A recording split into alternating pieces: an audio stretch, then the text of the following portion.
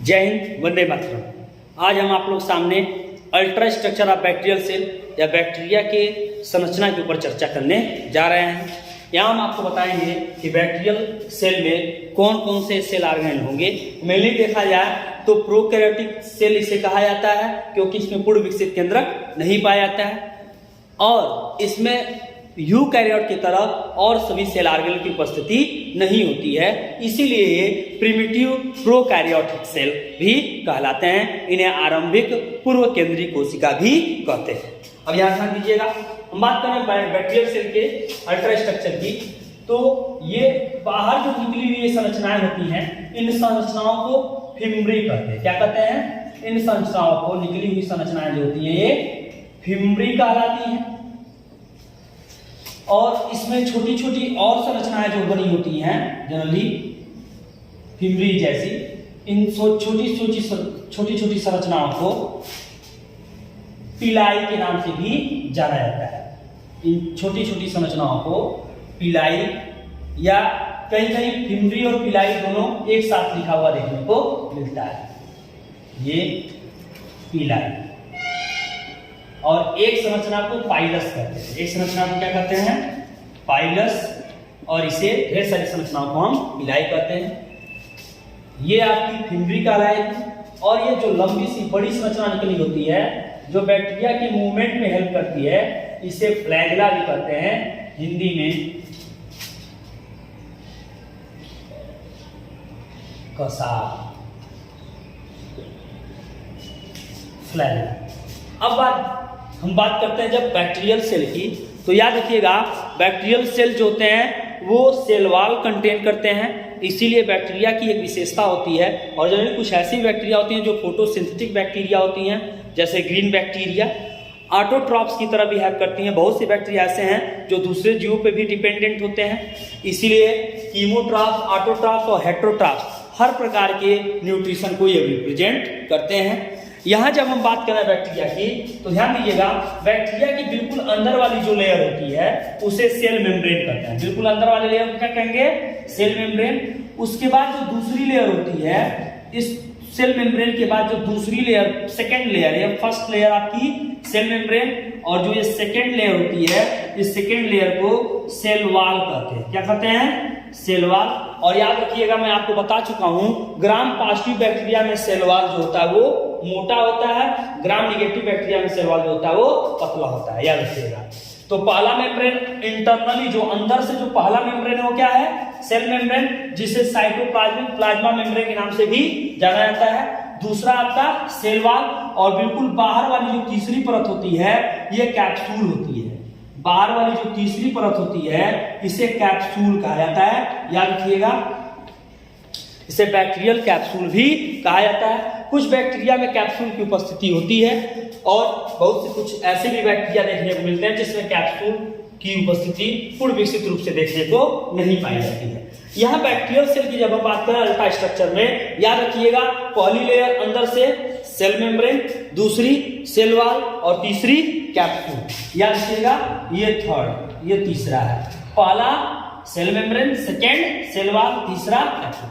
अंदर से पहला सेल मेम्ब्रेन, दूसरा सेल वॉल, और तीसरा बाहर से कैप्सूल। ये आपकी एक संरचना होती है जो रिस्पायरेटरी सरफेस की तरह काम करती है। ये माइटोकॉन्ड्रिया की तरह भी ये काम करती है। ये मीजोसोम के नाम से इसे जाना जाता है, मीजोसोम।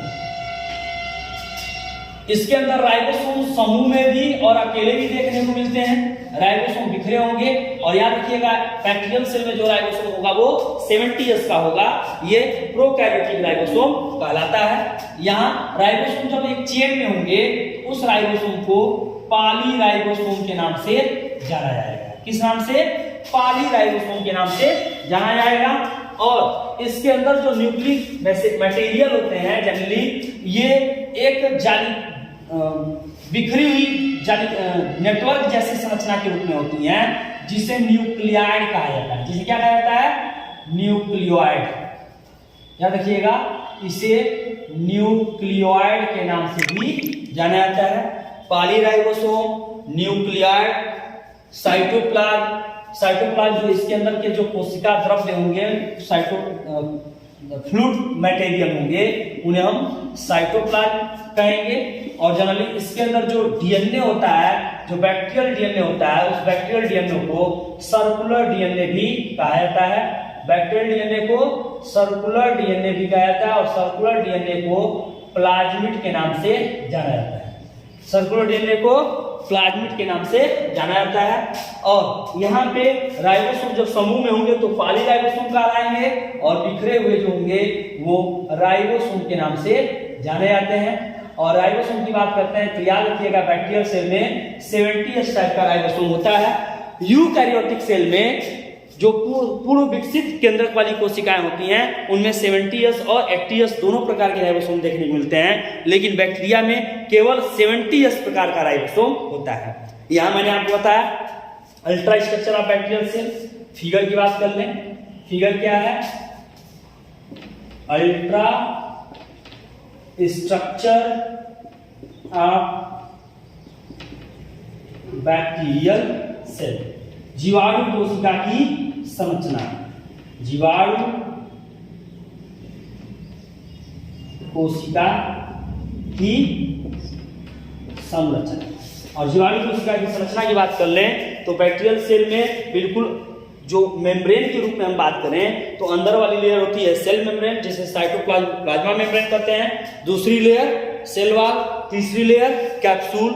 इसके अंदर जो राइबोसोम होंगे वो 70S और समूह में होंगे तो पॉलीराइबोसोम। और इसके डीएनए को क्या बोलते हैं? सर्कुलर डीएनए, जिसे क्या नाम दिया जाता है? प्लाज्मिड। सर्कुलर डीएनए की खोज किसने की थी? याद रखिएगा, इसकी खोज लेडरबर्ग और टेटम, यानी हम प्लाज्मिड की बात करते हैं, इसकी खोज लेडरबर्ग और टेटम नामक वैज्ञानिक ने किया था। लेडरबर्ग और टेटम ने। बैक्टीरियल सेल की बात कर ले, इसकी खोज की बात की जाती है तो एंटोनी वान लीeuwenhoek ने इस बैक्टीरियल सेल की खोज की थी। इसके अंदर जो न्यूक्लिक एसिड मटेरियल होगा वो जो बिल्कुल पूर्ण विकसित केंद्र की तरह नहीं होगा, इसलिए बिखरे हुए रूप में पाए जाते हैं, उसे न्यूक्लियाइड, हिंदी में केंद्रिकाभ कहते हैं। इंग्लिश में न्यूक्लियाइड, हिंदी में केंद्रिकाभ। बाहर जैसे संरचनाएं, ये जो सेक्स के दौरान जनरली बैक्टीरियल में सेक्सुअल रिप्रोडक्शन की तरह जो बिहेव करते हैं वो पिलाई कहलाते हैं, इसे सेक्स पिलाई भी कहा जाता है। ये कॉन्जुगेशन ट्यूब बनाने में हेल्प करते हैं। ये during the process of conjugation इनका ये वर्क या रोल देखने को पाया जाता है। साइटोप्लाज्म, इसके अंदर जो मटेरियल होंगे फ्लूइड या द्रव के रूप में वो साइटोप्लाज्म होंगे। राइबोसोम जब समूह के रूप में होंगे तो पॉलीराइबोसोम। और मीजोसोम जो माइटोकांड्रिया की तरफ behave as the mitochondria, not true mitochondria, ये बिहेव करता है उसकी तरफ, मीजोसोम के नाम से इसे जाना जाता है। अल्ट्रा स्ट्रक्चरली देखा जाए तो बैक्टीरियल सेल का ये स्ट्रक्चर हुआ। बैक्टीरियल सेल के सारे cell organelle generally eukaryotic cell organelle के रूप में देखने को नहीं पाए जाते हैं, ये प्रिमिटिव फॉर्म में होते हैं, इसीलिए इसे प्रोकैरियोट में रखा जाता है, न कि इसे यूकैरियोट में। ये आपके सामने मैंने बैक्टीरियल सेल को प्रस्तुत किया, उसकी संरचना मैंने बताई। आई होप आपको बातें समझ में आई होंगी। Thanks to all of you.